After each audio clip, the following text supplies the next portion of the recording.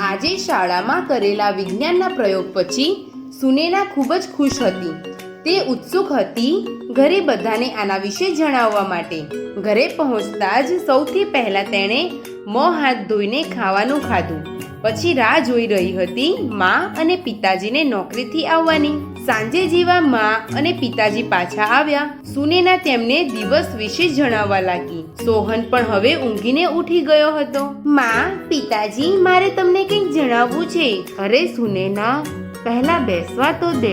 સુનેના અને સોહને મા અને પિતાજીના હાથમાંથી તેમનો સામાન લઈને મૂક્યો અને તેમને પાણી આપ્યું. હા સુનેના, હવે જણાવો કેમ આટલી ઉત્સાહિત છે? પિતાજી, આજે શાળામાં અમે વિદ્યુત કોષ અને વાયરની મદદથી એક બલ્બને પ્રકાશિત કર્યો. અરે વાહ, તને તો ખૂબ જ મજા આવી હશે. એ તમે કેવી રીતે કર્યું સુનેના દીદી? વિદ્યુત કોષ અને વાયરની મદદથી એક વિદ્યુત પરિપથ બનાવીને. વિદ્યુત પરિપથ શું હોય છે?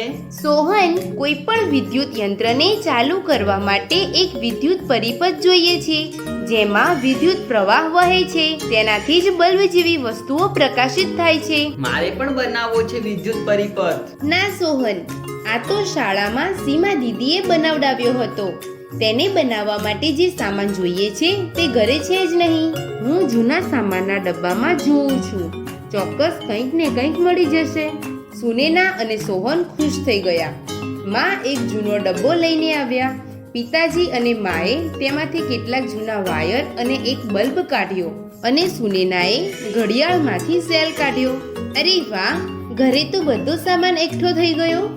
સુનેનાએ ઝડપથી બધા સામાનને એ જ રીતે ગોઠવ્યો જેવી રીતે શાળામાં ગોઠવ્યો હતો અને બલ્બ પ્રકાશિત થઈ ગયો. અરે વાહ દીદી! ખબર છે, આપણા ઘરમાં જેટલી પણ વિદ્યુતથી ચાલતી વસ્તુઓ છે તે આ જ સિદ્ધાંત પર કામ કરે છે. દીદી, હવે આ બલ્બને કેવી રીતે બંધ કરીશું? સેલના કોઈ પણ એક ટર્મિનલમાંથી તારને કાઢીને. પરંતુ જ્યારે આપણે ઘરમાં કોઈ બલ્બને બંધ કરીએ છીએ તો વાયર તો નથી કાઢવો પડતો. હા, આ વિચારવા જેવી વાત છે કે તે સ્વિચથી તાર કેવી રીતે જોડાયેલા છે. વાયર તો દિવાલની અંદર હોય છે અને આપણને દેખાતા પણ નથી. સુનેના, જો તું ઈચ્છે તો આ સામાન્ય વિદ્યુત પરિપથમાં પણ બલ્બને ચાલુ કરવા અને બંધ કરવા સ્વિચ લગાવી શકે છે, જેને વિદ્યુત સ્વિચ કહે છે. તે કેવી રીતે પિતાજી? અત્યારે જ જોઈએ છીએ. પિતાજીએ પરિપથમાં એક જગ્યાએથી વાયરને કાપ્યો. આવું કરવાથી બલ્બ બંધ થઈ ગયો કારણ કે વિદ્યુત પ્રવાહ પસાર રોકાઈ ગયો. સુનેના, શું તું વાયરના આ બંને છેડાથી પ્લાસ્ટિક દૂર કરી શકે છે?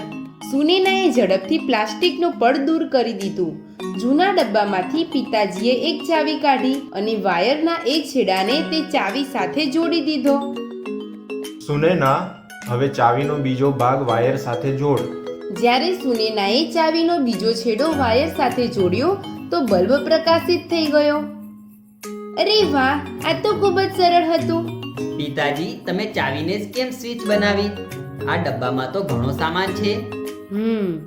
એક કામ કરીએ છીએ. આપણે આ વિદ્યુત પરિપથમાં જુદી જુદી વસ્તુઓ જોડીએ અને જોઈએ કે બલ્બ પ્રકાશિત થાય છે કે નહીં. માએ કેટલોક સામાન જેમ કે રબર, લોખંડની ખિલ્લી, ચોક, કપડાનો ટુકડો, કાચનો ટુકડો વગેરે ડબ્બામાંથી કાઢ્યું. સુનેના અને હું આ બધી વસ્તુઓની યાદી બનાવી લઈએ છીએ અને જોઈએ છીએ કે કઈ વસ્તુના ઉપયોગથી બલ્બ પ્રકાશિત થાય છે. સુનેનાએ એક કાગળ પર યાદી બનાવી. સૌથી પહેલા લોખંડની ખિલ્લીની સાથે પ્રયત્ન કરીએ છીએ. સુનેનાએ ચાવી દૂર કરીને લોખંડની ખિલ્લી લગાવી. બલ્બ પ્રકાશિત થઈ ગયો. પિતાજી, આ યાદીમાં લોખંડની ખિલ્લીની સામે હા લખી દો.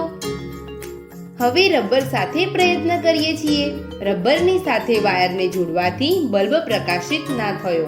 આ રીતે જ કપડાના ટુકડાથી પણ ના થયો, પરંતુ ચાંદીની ચમચીથી બલ્બ પ્રકાશિત થઈ ગયો.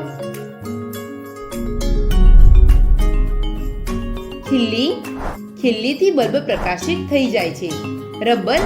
રબર લગાવવાથી બલ્બ પ્રકાશિત થતો નથી. કપડાનો ટુકડો લગાવવાથી બલ્બ પ્રકાશિત નથી થતો. ચાંદી લગાવવાથી બલ્બ પ્રકાશિત થઈ જાય છે. આવું કેમ છે? કેટલીક વસ્તુઓથી બલ્બ પ્રકાશિત થયો અને કેટલીકથી નહીં. આવું એટલે કારણ કે આમાંથી કેટલીક વસ્તુઓ વિદ્યુત સુવાહક છે અને કેટલીક વિદ્યુત અવાહક. આ શું હોય છે? જ્યારે વિદ્યુત પરિપથમાં વિદ્યુતનો પ્રવાહ પસાર થતો હોય છે, તેમાં ક્યાંય પણ રૂકાવટ આવવાથી વિદ્યુત ઉત્પન્ન નથી થતું અને તે પરિપથ અધૂરો માનવામાં આવે છે. વિદ્યુત સુવાહક એવા પદાર્થો છે જેનાથી વિદ્યુત પ્રવાહ રોકાતો નથી, પરંતુ આ પદાર્થોમાંથી સરળતાથી વિદ્યુત પ્રવાહ પસાર થઈ શકે છે, જેમ કે ધાતુથી બનેલા પદાર્થ, લોખંડ, તાંબુ, ચાંદી વગેરે. એટલે વીજળીના તારને ધાતુથી બનાવવામાં આવે છે કારણ કે વિદ્યુત તેમાંથી પસાર થઈ શકે. પરંતુ તાર ઉપર તો પ્લાસ્ટિક હોય છે. હા, ધાતુથી બનેલા તાર ઉપર વિદ્યુત અવાહક પદાર્થો ચઢાવવામાં આવે છે, એવા પદાર્થો જે વિદ્યુત પ્રવાહને પસાર થતા રોકે છે. તારના ઉપર પ્લાસ્ટિક એટલે જરૂરી છે કારણ કે જો કોઈ એમને સ્પર્શે તો વિદ્યુતથી કરંટ ના લાગે. આ બાળકો, વિદ્યુતથી ખૂબ જ સાવધાની રાખવી જોઈએ.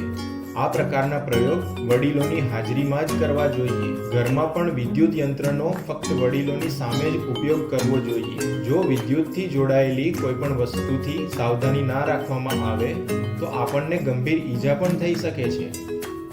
હા પિતાજી, અમે આ બાબતોનું ધ્યાન રાખીશું. ભાઈ, મને તો બાળકો સાથે આ પ્રયોગ કરીને ખૂબ જ મજા આવી. મને પણ. અમને પણ.